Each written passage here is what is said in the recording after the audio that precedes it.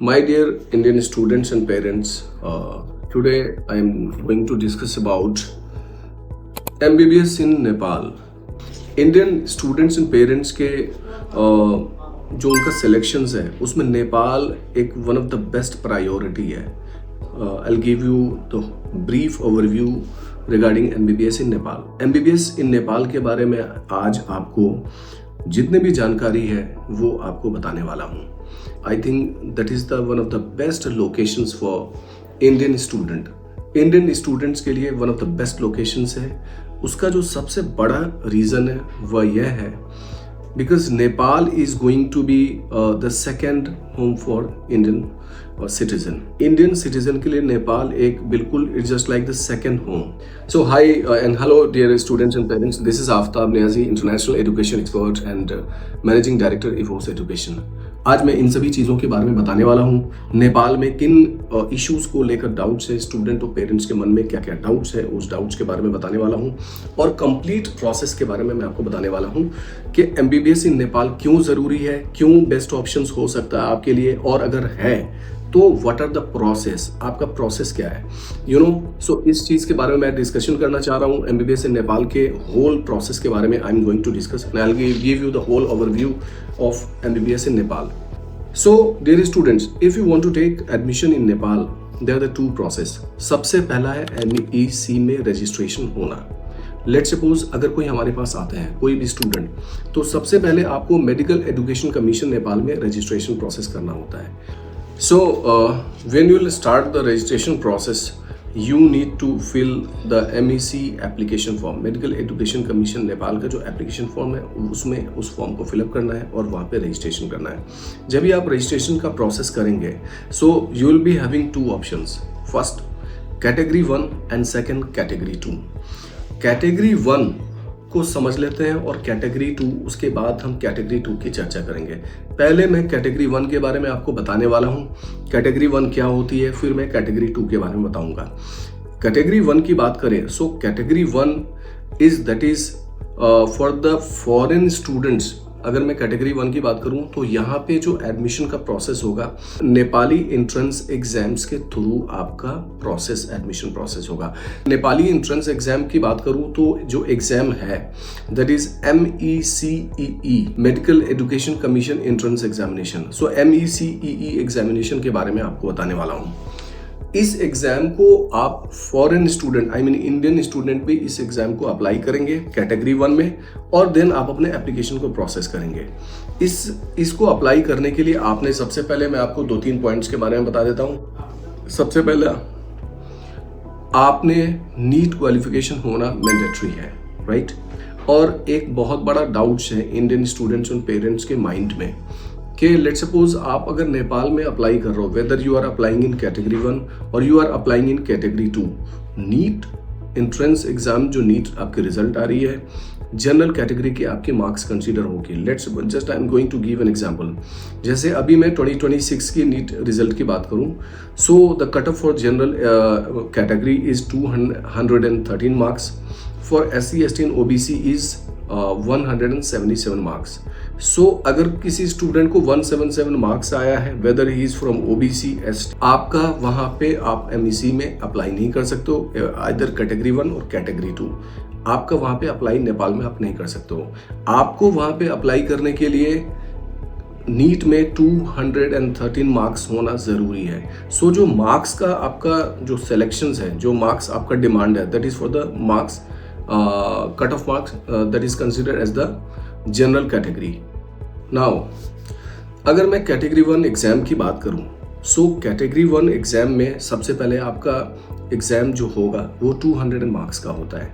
200 marks के आपके नेपाली जो एंट्रेंस एग्ज़ाम है वो होगा MECEE एग्ज़ाम. 200 मार्क्स में you need to score more than 70 marks. अगर आप 70 या 75 मार्क्स आप स्कोर कर रहे हो, then you will be eligible to get qualify for getting admission और selection into government Nepali college. Government college की मैं बात करूं, like BP Koirala institute of health sciences, like institute of medicine है, जो वहाँ के top medical college, like Patan academy of health sciences है, like Nepali army institute of health sciences है, like Karnali academy of health sciences. तो these are the top college of Nepal. यहाँ पे आपका एडमिशन हो सकता है। ये कैटेगरी 1 की आपको प्रोसेस बता रहा हूँ। Now come to the counselling priority. जो काउंसलिंग एमईसी की जो काउंसलिंग होती है नॉर्मली वो सितंबर के मंथ में होती है। ये counselling priority firstly foreign student को दिया जाएगा, यानी कि जो कैटेगरी 1 में अप्लाई कर रहे हैं उन्हें पहली प्रायोरिटी दी जाएगी रेदर देन कैटेगरी 2। कैटेगरी 1 वालों को फर्स्ट प्रायोरिटी दी जाएगी। Now one thing is very important, I must let you know about that.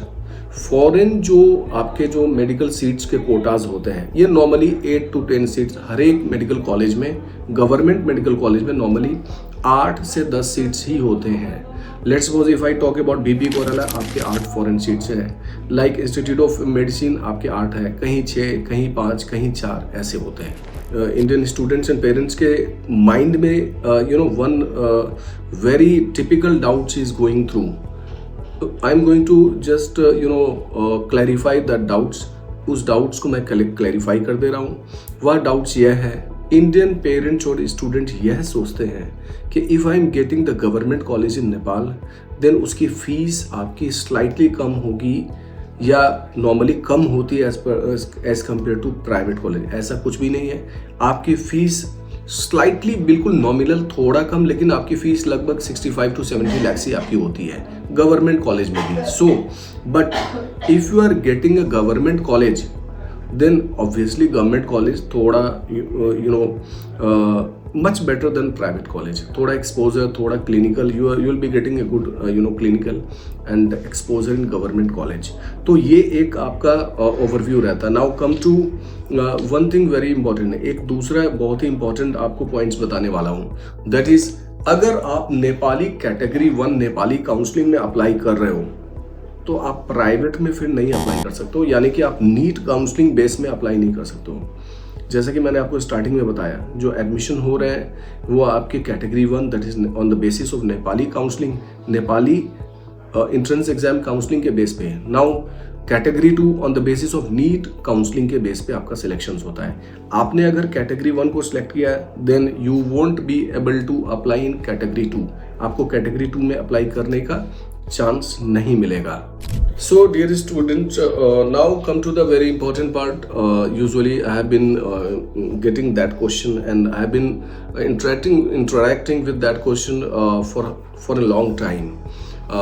जैसे कि मैं इंडियन स्टूडेंट एंड पेरेंट्स से इंटरेक्ट करता हूँ तो ये क्वेश्चन बहुत ही मुझे पूछा जा रहा है। Like if I talk about Uzbekistan and Russia, तब भी ये क्वेश्चंस आते हैं। आज नेपाल के बारे में आपको बता देता हूँ। जब आप नेपाल में अपनी पढ़ाई कंप्लीट करते हो, 5 ईयर कोर्स आप कंप्लीट कर रहे हो, आप इंटर्नशिप कंप्लीट कर रहे हो, then you will be going through a licensing exam. Nepal में जो लाइसेंसिंग एग्जाम है that is called as NMC licensing exam. NMC means Nepal medical counselling licensing exam. यह जो एग्जाम होता है 200 मार्क्स का होता है, इंग्लिश में होती है और आपने 100 स्कोर करना है। यह जो एग्जाम होता है 200 मार्क्स का होता है, इंग्लिश में होगी। I am just again repeating, English में होगी, ठीक है, कोई नेपाली लैंग्वेज में नहीं होगी, इंग्लिश में आपकी एग्जाम होगी। You need not to worry about it. और आपको 100 स्कोर करना होता है। जब आप 100 स्कोर करके आप ये एग्जाम क्वालिफाई करते हो, NMC licensing exam, if will qualify then you will be getting a chance to practise medicine in Nepal. So it's all about, अभी गाइज आपको जितने भी पॉइंट्स बताया that is for the category 1, that is for on the basis of Nepal entrance examination, that is on the basis of medical education commission entrance examination. Now I am going to discuss about category 2. Now one thing before starting category 2, one thing is very important. अगर आपने category 1 में apply कर दिया है then you cannot apply in category 2. आप category 2 में apply नहीं कर सकते हैं. Now come to category 2, same process, MEC registration आपका होगा. MEC रजिस्ट्रेशन के बाद यहाँ पे कोई एंट्रेंस एग्जाम नहीं होगा. You will be apply and you will fill form in MEC registration आपका होगा. रजिस्ट्रेशन के बाद आपका ये on the basis of NEET score counselling होगा. वहाँ पे on the basis of category 1 में एंट्रेंस एग्जामिनेशन के बेस पे हो रहा था, यहाँ पे आपका नीट स्कोर के बेस पे you will be getting a college. General category marks यहाँ भी कंसिडर किया जाएगा। As I told you earlier, category 1 में भी जनरल मार्क्स, कैटेगरी 2 में भी general marks. I am talking about NEET score cut off, right? So SC ST OBC marks will not be considered as a counseling or taking admission in Nepal। वो आपको consider नहीं किया जाएगा। Now अगर मैं counselling की बात करूं तो काउंसलिंग कैसे स्टार्ट होगा? काउंसलिंग आपका नॉर्मली स्टार्ट होता है जब MEC एंट्रेंस एग्जाम होता है, medical education commission entrance examination. सितंबर में आपका नॉर्मली फर्स्ट और सेकेंड वीक में आपका एग्जाम्स हो जाते हैं और एग्जाम होने के 7 to 10 डेज बाद आपकी MEC के रिजल्ट आ जाती है। और रिजल्ट आने के बाद as I told you earlier, category 1 की फॉरेन सीट्स की काउंसलिंग हो जाएगी, वो खत्म होगी, देन आपकी काउंसलिंग कैटेगरी 2 की स्टार्ट होगी। सो नॉर्मली जो काउंसलिंग आपकी स्टार्ट हो रही है, ये medical education commission Sanothimi Bhaktapur Kathmandu में आपकी MEC की काउंसलिंग स्टार्ट होगी। ये जो काउंसलिंग आपकी स्टार्ट होती है, ये 1 डे प्रोसेस है, एक दिन का प्रोसेस है। यहाँ पे आपकी काउंसलिंग होती है 8 बजे मॉर्निंग से स्टार्ट हो जाएगा। So the counselling will start from 8 AM in the morning और ये 1 बजे तक होगा, राइट? 1 PM तक होगा, फिर 1 से 2 का आपका लंच पीरियड होता है, फिर 2 बजे से 7 बजे शाम तक होगा। सो it is a 1 day process. Normally वहाँ पे स्टूडेंट को जाना है, अपने जितने भी हार्ड कॉपी डॉक्यूमेंट्स हैं और जो पेमेंट का प्रोसेस है वो आपको अवेलेबल होना है। Now all the process ends. आपकी registration process whether it is category 1, NEET counselling process whether it is category 2, ये प्रोसेस आपके अक्टूबर में क्लोज हो जाएंगे, राइट? अक्टूबर में close usually it starts with in